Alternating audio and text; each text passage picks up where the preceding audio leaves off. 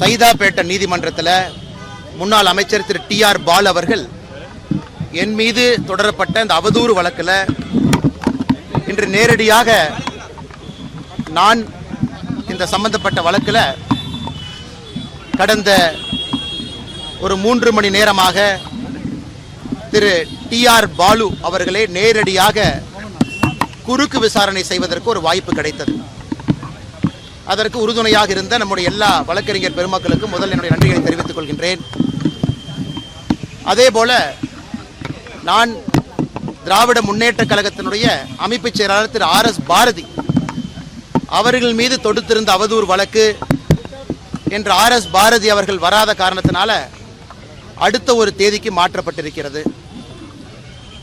எப்பொழுதும் சொல்வதைத்தான் இன்றும் சொல்லுகின்றேன்.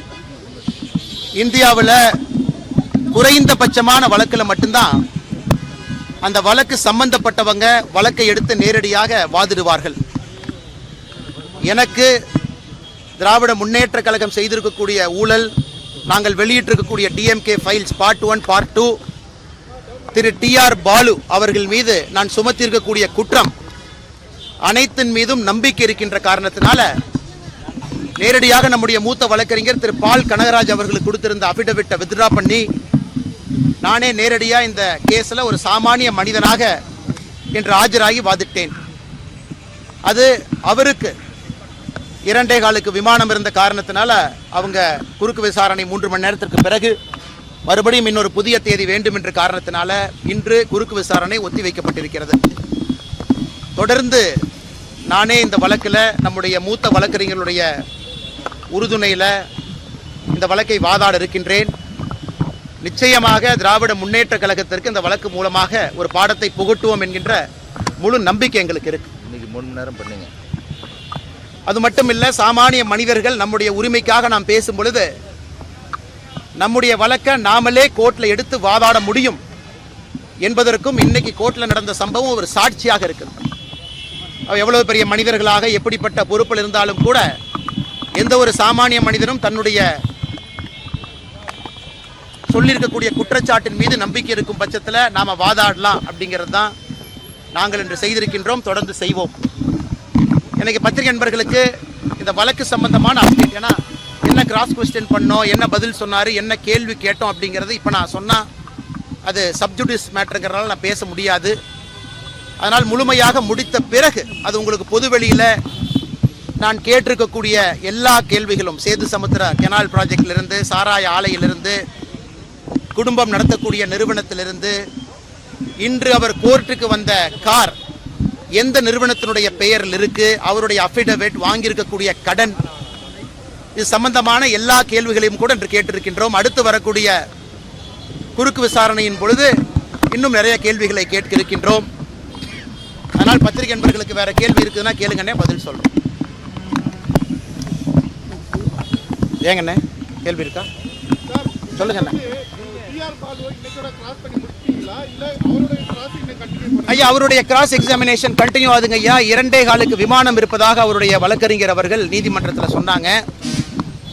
அவங்க கேட்டுக்கொண்டதன்படி ஒரு புதிய தேதி கேட்டிருக்கிறாங்க. அந்த புதிய தேதியில் மறுபடியும் அந்த கிராஸ் எக்ஸாமினேஷன் குறுக்கு விசாரணை கண்டினியூ ஆகும் ஐயா. ஐயா, அவருக்கு மார்ச் முழுவதுமே பாராளுமன்றம் இருக்கின்ற காரணத்தினால அவர்கள் நீதியரசரின் முன்பு பாராளுமன்றம் முடிந்த தேதியை கேட்டிருக்கிறாங்க. ஏப்ரல் முதல் வாரத்தில் ஏப்ரல் 7ஆம் தேதி அந்த தேதி கொடுத்துருக்குறாங்க.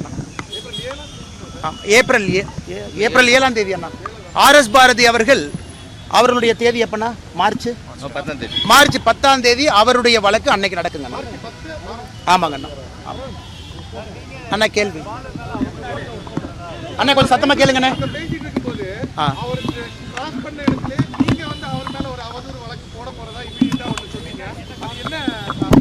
அண்ணா, நாம கிராஸ் கொஸ்டின் அவருடைய, அதாவது இந்த வழக்கை பொறுத்தவரை நான் அவர் மீது சொல்லியிருக்கக்கூடிய DMK ஃபைல்ஸ் குற்றச்சாட்டுக்கு அவர் அவதூறு வழக்கு போட்டிருக்கிறார். ஆனால் நான் கேட்ட கேள்விக்கு அண்ணன் பதில் சொல்லாம என் மீது ஒரு புதிய அவதூறு அங்கே ஆரம்பிச்சார். அதாவது நான் என்னுடைய மனைவியின் பேரில் சொத்து வாங்கியிருக்கிறேன் அப்படின்னு சொன்னார். நான் கேட்டேன், என் மனைவி என்ன படிச்சிருக்காங்கன்னு தெரியுமான்னு கேட்டேன், தெரியாதுனாரு. என் மனைவி என்ன சம்பாதிக்கிறாங்களான்னு கேட்டேன், தெரியாதுனாரு. என் மனைவி மல்டிநேஷனல் கம்பெனியில் வேலை பார்க்குறாங்களான்னு தெரியுமான்னு கேட்டேன், தெரியாதுனாரு. நாங்கள் வாங்கியிருக்கக்கூடிய சொத்து முழுவதும் வருமான வரித்துறை கட்டி வாங்கப்பட்ட சொத்துன்னு கேட்டேன், தெரியாதுனாரு. ஃபைனான்ஸில் கடன் வாங்கி சொத்துக்கு வாங்கியிருக்கோம், டாக்குமெண்ட்டை பார்த்தீங்களான்னு கேட்டேன், தெரியாதுனாரு. என்னுடைய மனைவி நான் வாங்கிய கடன் எல்லாம் சேர்ந்து அந்த சொத்தை வாங்கியிருக்கிறோம், தெரியுமான்னு கேட்டேன், தெரியாதுனாரு. எதையுமே தெரியாம நான் ஏதோ ஊழல் செய்து, எந்த ஒரு பொது வாழ்க்கையிலும் இல்லாத நான் ஊழல் செய்து ஒரு சொத்தை வாங்குறேன்னு சொன்னாரு. அதற்காக கிராஸ் எக்ஸாமினேஷன் நடக்கும் பொழுதே அதை நீதியரசரிடம் பதிவு செய்துவிட்டு நாளை அவர் மீது மற்றும் ஒரு புதிய அவதூறு வழக்கை நாங்கள் தொடுக்க இருக்கின்றோம். எங்களுடைய வழக்கறிஞர்கள் அண்ணன் குமரகுரு அவர்கள் வழக்கறிஞருடைய தலைவராக இருக்கிறாங்க. அவர் அனுமதி வாங்கி அண்ணன் பால் கனகராஜ் அவர்கள் எங்களுடைய மூத்த வழக்கறிஞர், அவர் இந்த அவதூறு வழக்கை மற்றும் தொடுக்க போகிறோம். அதனால் இந்த கேஸை பொறுத்த வரைக்கும் நாங்கள் விடப்போவது கிடையாது. நான் அந்த அவதூறு வழக்கில் சொத்தை எப்படி வாங்கினோம், எங்களுடைய பேங்க் அக்கௌண்ட்டில் நானும் என் மனைவியும் திருமணத்திற்கு பிறகு 15 ஆண்டுகளில் எவ்வளோ சம்பாதிச்சிருக்கோம், என்னுடைய மனைவி எந்த நிறுவனத்தில் IIM பெங்களூரில் படித்த பிறகு மும்பையில், பெங்களூரில், சென்னையில் வேலை பார்த்த நிறுவனத்தில் வாங்கியிருக்கக்கூடிய சம்பளம், எக்ஸ்ட்ரா நாங்கள் வாங்கிய கடன் அனைத்தையும் அந்த அவதூறு வழக்கின் பொழுது பொதுவெளியில் வெளியிட இருக்கின்றோம். அதே போல இன்னொன்று சொன்னாரு, நான் சென்னையிலே தங்கியிருக்கின்ற காரணத்தினால நண்பர்கள் வந்து இந்த DMK ஃபைல்ஸில் சொல்லியிருந்தேன் வீட்டு வாடகை கொடுக்குறாங்க அப்படின்னு. அதையும் ஒரு அவதூறாக சொன்னார். அதுக்கும் நான் பதில் சொன்னேன். நான் சென்னையில் இருப்பது பாரதிய ஜனதா கட்சியினுடைய மாநில தலைவர் என்கின்ற பொறுப்பினால் மட்டும்தான் இருந்தேன். எனக்கு சென்னையில் பிஸ்னஸோ எதுவும் கிடையாது. கட்சி பொறுப்புக்காக கோயம்புத்தூர், கரூர்லேருந்து சென்னைக்கு வந்தேன்.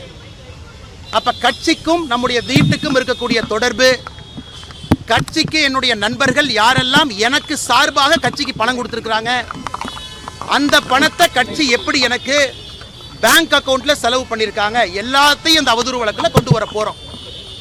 நான் ஜென்ரலாக யாராச்சும் பேசினா அவதூறு வழக்கெல்லாம் நான் போடவே மாட்டேன். ஆனால் இதில் TR பாலு அவதூறு வழக்கு போட்டதில் நான் இன்னைக்கு ஆஜராகி கேள்வி கேட்கிறப்ப மறுபடியும் தப்பிப்பதற்காக ஒரு புது அவதூறை சொன்னதற்காக அவர் மீது மற்றும் ஒரு அவதூறு வழக்கை தொடுக்க இருக்கின்றோம். அதில் எல்லாம் வெளியே வரட்டும். நான் ஏற்கனவே DMK பார்ட் ஃபைல்ஸ் வெளியிட்ட பொழுது கடந்த 20 ஆண்டுகளாக என்னுடைய மொத்த சொத்து பட்டியலை வெளியிட்டோம். இந்த முறை TR பாலு அவர்கள் மீது தொடுக்கக்கூடிய அவதூறு வழக்கின் பொழுது நானும் என்னுடைய மனைவியும் நான் அரசியலுக்கு வந்த பிறகு வாங்கிய சொத்துக்கள் ஏதாவது இருந்தால் ஒரு விவசாய நிலம் வாங்கியிருக்கிறோம். அந்த விவசாய நிலத்திற்கு பணம் எங்கிருந்து வந்தது எல்லாம் பொதுப்படையில் இருக்கும். கடன் வாங்கியிருக்கிறோமா 2.5 கோடி ரூபாய் கடன், அதுவும் பொதுப்படையில் இருக்கும். அதனால் நேர்மையான அரசியலை முன்னெடுக்க வேண்டும் என்று நினைக்கக்கூடிய நான் அந்த கடினமான பாதையில் பயணிச்சு தான் ஆகணும். எனக்கு இந்த TR பாலு அவர்கள் மீது நான் தொடுக்கக்கூடிய புது அவதூறு வழக்கு என்பது இதையெல்லாம் பொதுவெளியில் பத்திரிகை நண்பர்கள் மூலமாக தமிழக மக்களுக்கு சொல்வதற்கு ஒரு வாய்ப்பாக பயன்படுத்தி எல்லாத்தையும் வெளியே சொல்வதற்கு இந்த அவதூறு வழக்கை பயன்படுத்தி கொள்ள இருக்கின்றோம். நீங்க பேசும்போது அவர் சில விஷயங்களை பதில் சொல்றதுக்கு ரெடியானார், இல்ல அவர் பதில் சொல்ல வேண்டாம், அவர் அட்வொகேட் வந்து அவர் பேச விடாம அண்ணா, ஒரு மூத்த தலைவர் அவர்கள் அவரே சொல்லியிருக்கிறார், நான் திராவிட முன்னேற்ற கழகத்தில் 58 ஆண்டுகளாக உறுப்பினராக இருக்கிறேன். 68 ஆண்டுகளா? நாங்கள் நிறைய கேள்விகள் கேட்டோம். எதற்கு தஞ்சாவூரில் வடசேரி பகுதியில் உங்கள் மீது 14 ஆண்டுகளாக தொடர்ந்து கருப்பு தினமாக வடசேரி மக்கள் அந்த பகுதியில் கருப்பு தினத்தை அனுசரிக்கிறாங்க, எதற்காக வேறு வேறு தலைவர்கள் உங்கள் மீது நீங்கள் கப்பல் வாங்கியதெல்லாம் சொன்னாங்க, அவங்க மீதெல்லாம் அவதூறு வழக்கு தொடுத்தீங்களா? சுப்பிரமணிய சாமி அவர்கள் மீது, மேடம் ஜெயலலிதா அவர்கள் மீது, இவர்கள் மீது, அண்ணன் MK அழகிரி அவர்கள் மீது அதெல்லாம் ஸ்பெசிஃபிக்காக கேட்டோம். MK அழகிரி அவர்கள் நீங்கள் ஊழல் செஞ்சனால தான் 2009 கேபினெட்டில் இல்லைன்னு சொன்னார். அழகிரி அவர்கள் மீது அவதூறு வழக்கு தொடுத்தீங்களான்னு கேட்டோம்.